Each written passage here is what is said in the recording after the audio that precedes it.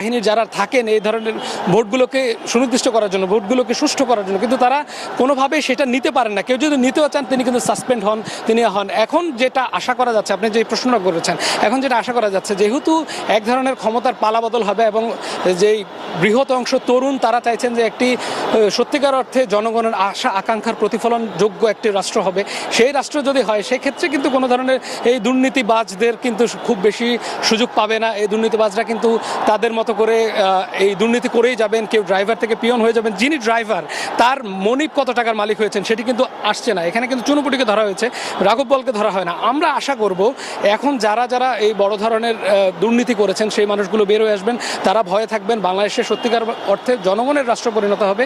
আমরা যে গণপ্রজাতন্ত্রী বাংলাদেশ সরকার, জনগণ সকল ক্ষমতার উৎস বলা হয় আমাদের সংবিধানে। রিকোয়েস্ট করেছি ওনাকে ছাত্ররা শ্রদ্ধা করেন এবং উনিও একটা সুন্দর একটা ভিডিও মেসেজ উনি দিয়েছেন ছাত্রদের জন্য। আমি আশা করব যে এই ভিডিও মেসেজটাও কাজে ইয়াদ হবে, কাজ দিবে। এইভাবে আমরা কাজ করে দেব। সবাই ভালো থাকেন, সবাইকে ধন্যবাদ। এখানে আপনারা যত প্রশ্ন করতে থাকবেন আমাকে দেরি করাবেন। It is too early. আমরা কাজ করছি, আমাদের একটু কাজ করতে দেন, একটু সময় দেন। আমরা একটা সলিউশনের মধ্যে আমরা যাব ইনশাআল্লাহ। হ্যাঁ, আপনারা সবাই যারা আন্দোলনরত, যারা ছাত্ররা আছেন, আন্দোলনরত যত লোকজন আছেন, দয়া করে ঘরে ফিরে যান। সবাই ভালো থাকেন, আল্লাহ আমাদের মঙ্গল করুক। আল্লাহ হাফেজ। দর্শক, আমরা জনগণের উদ্দেশ্যে বক্তব্য রাখছিলেন সেনা প্রধান জেনারেল ওয়াকারুজ্জামান, তার বক্তব্য দেখছিলাম। আমরা আবারও ফিরে যাচ্ছি গণভবনের ফুটেজে।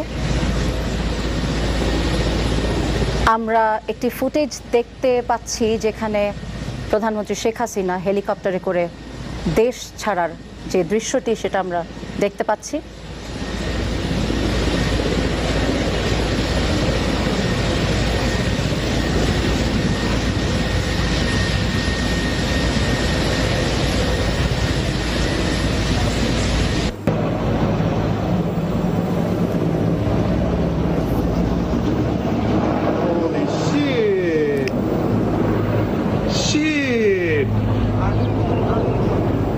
হেলিকপ্টারে করে দেশ ত্যাগ করলেন শেখ হাসিনা, সেই ফুটেজটি আমরা দেখতে পাচ্ছি।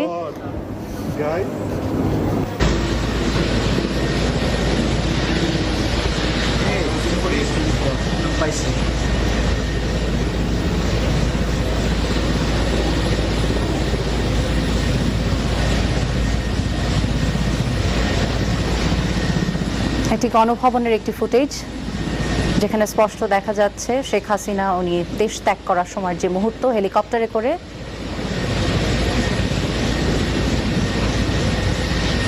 সেটার ভিডিও ধারণ।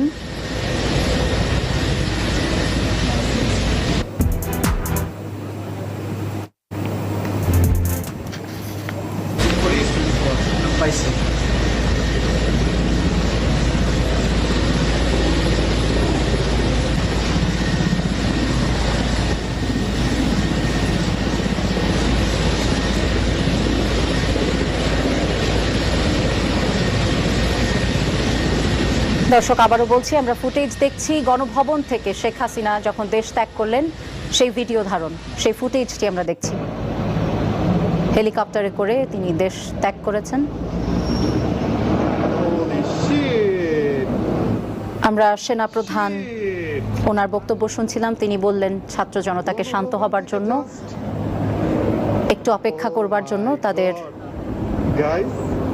তারা উনি রাষ্ট্রপতির সাথে বসে আমাদেরকে এই যে এতগুলো ছাত্র হত্যা এবং যা যা দাবি ছিল সেগুলোর একটি সমাধান